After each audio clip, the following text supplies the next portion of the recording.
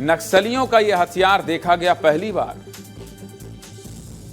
अच्छा, मतलब कुछ नया मिला है, कुछ बड़ा मिला है। ये जो हथियार पहली बार देखा गया है, ये हथियार पुलिस ने बरामद कर लिया। और आपको पता है, नक्सलियों की एक बहुत बड़ी साजिश भी नाकाम हुई है। ऑपरेशन मानसून के तहत जवानों को बहुत बड़ी कामयाबी मिली है। बहुत बड़ी क्यों कह रहा हूं, पूरी खबर देखिए, समझ जाएंगे। इस हथियार से क्या करने वाले थे नक्सली। अबू जमाड़ में एक बार फिर लाल आतंक को बड़ा झटका लगा। पुलिस को यह जानकारी मिली थी, नारायणपुर जिले के गुट्टा काल इलाके में नक्सली मौजूद है, जिसके बाद डीआरजी, एसटीएफ और आईटीबीपी के जवानों ने मिलकर एक बड़ा ऑपरेशन प्लान किया। तेज बारिश के बीच जवानों का यह ऑपरेशन 5 दिन तक चला। 5 दिन तक चला। जवान घने जंगलों में नक्सलियों को ढूंढते रहे और आज आखिरकार नक्सलियों से जवानों का आमना सामना हो गया। दोनों तरफ से लंबी फायरिंग चली। जवानों को भारी पड़ता देख नक्सली तो घने जंगलों में भाग गए, लेकिन अपने पीछे हथियारों का बहुत बड़ा जखीरा छोड़ गए।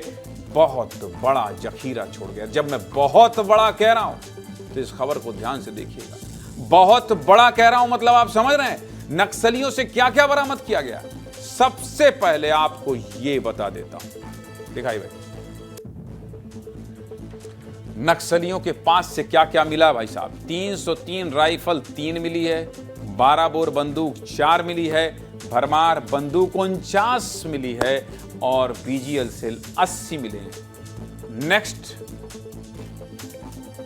और क्या क्या मिला। एलएमजी राइफल 1, 51 mm मोर्टार 1 मिला है, AK-47 1 मिला है और SLR राइफल भी 1 मिला है। और है मतलब देख लीजिए आप, ये जो इंसास राइफल 1, स्टेन गन मिला 1, पिस्टल मिला 1 और बीजीएल लॉन्चर।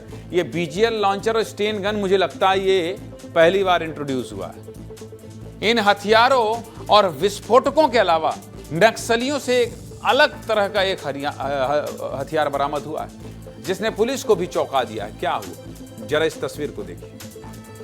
नक्सली 3 पाइपों को जोड़कर एक नया हथियार बना रहे थे। इन लोहे के मोटे पाइपों की साइज 5 फीट है।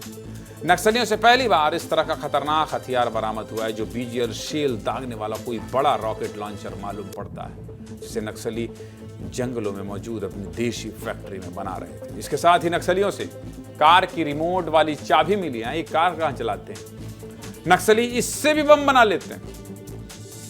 इसे ऐसे समझिए कि जिस तरह आप दूर बैठकर बटन से अपनी कार को लॉक और अनलॉक करते हैं ना, बिल्कुल उसी तरह नक्सली भी इस रिमोट से दूर बैठकर सिर्फ एक बटन दबाते हैं और ब्लास्ट हो जाता है।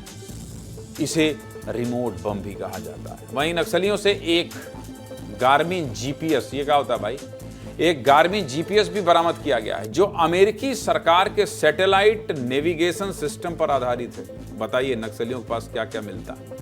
ये जीपीएस किसी भी मौसम में दुनिया के किसी भी कोने में 2400 घंटे काम करता है। नक्सलियों ने ये जीपीएस जवानों से लूटा था।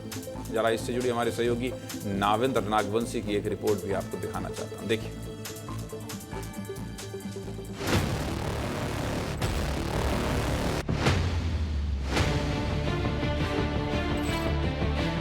बस्तर में लगातार मानसून ऑपरेशन चल रहा है। नक्सलियों की जो वेपन्स, जो पुलिस की जवानों से जो लूटा गया वेपन्स अब जब्त करके लाया है। आईडी ब्लास्ट करने के लिए ये वायर यूज करते हैं। कार की जो की जैसे कारें पहली बार नक्सली सामान में मिला है। ये रिमोट ऑपरेटेड है तो कहीं ना कहीं टेक्निकल हैंड है इसमें किसी का। अबजई 5 जो 5 फीट का है, जिसमें बड़ी वाला बीजीएल सेल को लॉन्च करने के लिए यूज करते थे होंगे। केंद्रीय गृह मंत्री जो कॉल किया है उसको पूर्ण करने के लिए अपने मिशन को रोका नहीं गया है। इसमें मानसून सत्र में भी कोई बड़ी बात नहीं होगी। इसके अलावा भी बड़े हथियार और ज्यादा हथियार मिलेंगे हमारे ऑपरेशंस में। आज जब जवानों को इतनी बड़ी सफलता मिली है तो मैं आपको 17 साल पीछे लेकर चलता हूं। तारीख थी 29 अगस्त 2008 और जगह यही नारायणपुर जिला। नक्सलियों ने बेनूर इलाके में सीआरपीएफ के जवानों की गाड़ी को आईईडी ब्लास्ट कर उड़ा दिया। इसके बाद नक्सलियों ने घायल जवानों पर आधाधुंध फायरिंग शुरू कर दी, लेकिन जवान डटे रहे और नक्सलियों की फायरिंग का मुंह तोड़ जवाब देते रहे, जिसकी वजह से नक्सलियों को पीछे हटना पड़ा। लेकिन हमारे 6 जवान भी शहीद हो गए थे। इसको लेकर क्या कह रहे हैं नारायणपुर जिले के एसपी, सुनिए।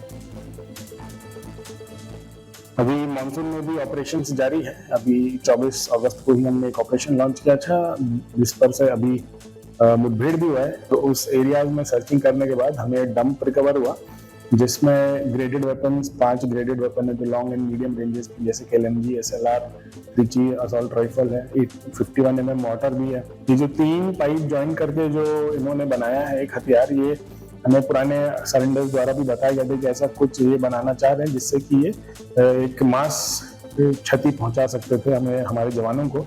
तो वो डेवलपमेंट फेज में ही हमने वो एक शेलिंग जैसा जो भी वो इक्विपमेंट है उसको हमने रिकवर किया है। इन 17 सालों में कितना कुछ बदल गया। जो नक्सली पहले सड़क पर आकर जवानों पर हमला करते थे, वो नक्सली अब अपने माद में भी सुरक्षित नहीं है। जवान नक्सलियों की माद में घुसकर उनका सफाया कर रहे हैं। संजय, ये हथियार तो बहुत बड़ा रखे थे गुरु, ये लोग क्या करने वाले थे? इसकी प्लानिंग तो इनकी बड़ी रही होगी। मतलब ये जिस तरह से इकट्ठा हथियार रखे थे, कोई बड़े हमले की साजिश रच रहे थे, जिसको पुलिस ने और सुरक्षा बलों के जवान ने, हमारे जवान नाकाम कर दिया। संजय, बिल्कुल, पुलिस के अधिकारियों ने भी यही बात कही है कि जब नक्सली लगातार बैकफुट पे हैं, नक्सली लगातार एक जगह से दूसरी जगह भाग रहे हैं, ऐसे में इतने बड़े हथियारों के साथ अगर नक्सली मिलते हैं, यानी कि नक्सली या तो किसी बड़े हमले की प्लानिंग कर रहे थे या फिर इन हथियारों को किसी और सुरक्षित जगह ठिकाने लगाने की तैयारी में थे। लेकिन फोर्स ने उससे पहले ही उन पे हमला किया और ये सारे हथियार जो है जब्त किए हैं। देखिए, इसमें कुछ चीज़ें महत्वपूर्ण हैं। वो जो 3 बैरल वाला जो एक रॉकेट लॉन्चर मिला है, वो नक्सलियों का एक बहुत ही खतरनाक हथियार बनने वाला था, क्योंकि नक्सली इसके माध्यम से, अभी जैसे एक BGL सेल दागते हैं, नक्सली इससे मल्टी BGL सेल दाग सकते थे। यानी नक्सली अपने BGL लॉन्चर को और अधिक जो है खतरनाक बना रहे थे। इसके अलावा जो हमारी कार की चाबी होती है, रिमोट, उसके माध्यम से नक्सली बम बना रहे थे। यानी कि अब दूर बैठे बैठे जब कार अनलॉक करते हैं, वैसे नक्सली धमाके करते। और मैंने आज इसलिए इस खबर पे 29 अगस्त 2008 की उस घटना का जिक्र किया, क्योंकि देखिए यही तारीख थी, बस 17 साल पहले नक्सलियों ने इसी नारायणपुर के बेनूर इलाके में जवानों पे हमला किया, 6 जवानों की हत्या कर दी। आज देखिए वही जवान जो है वो नक्सलियों के मांद में घुस रहे हैं, नक्सलियों के गढ़ में जा रहे हैं और उन्हें अब तक का सबसे बड़ा नुकसान पहुंचा रहे हैं। ये वही नारायणपुर इलाका है जहां नक्सलियों का सबसे बड़ा नेता बसौरा मारा गया। आप जो है सूर्यांश को बचा लिए। हमने अभी उससे कहा था कि तुम 17 साल वाली कहानी काहे सुना रहे हो, तो कहे सर मैं नहीं सुना रहा हूं, संजय भैया ने कहा था ये कहानी सुना लेना। जरा बताइए क्यों सुनाई गई ये कहानी। देखिए, इस कहानी की जरूरत इसलिए थी कि आप ये समझ पाए, दर्शक ये समझ पाए कि आज से 17 साल पहले ठीक इसी तारीख को, देखिए तारीखों का बहुत महत्व होता है हमारे देश में, हमारे इतिहास में। इसी तारीख को, यही 29 अगस्त का दिन था, लेकिन नक्सलियों ने जवानों पे हमला किया, 6 CRPF जवान शहीद हुए, जवानों के हथियार नक्सली लूटने आ गए थे। वो बेनूर इलाका जो है वो बिल्कुल सड़क पे था, लेकिन आज देखिए नक्सलियों का सबसे मजबूत टाइम ओवर, इलाका 2 काउंटडाउन और टाइम ओवर। संजय आपका बहुत शुक्रिया।